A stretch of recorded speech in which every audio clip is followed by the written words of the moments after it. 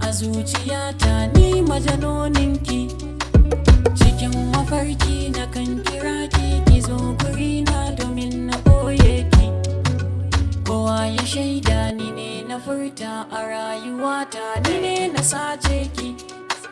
Kyawun shigarki, kyawun halinki, kyan tafiyarki su suka ruɗa ni. Kyawun kalami ga lissafi, ado da kunshi kin iya ɗauri, ga ki da dimple kamar na zana ki.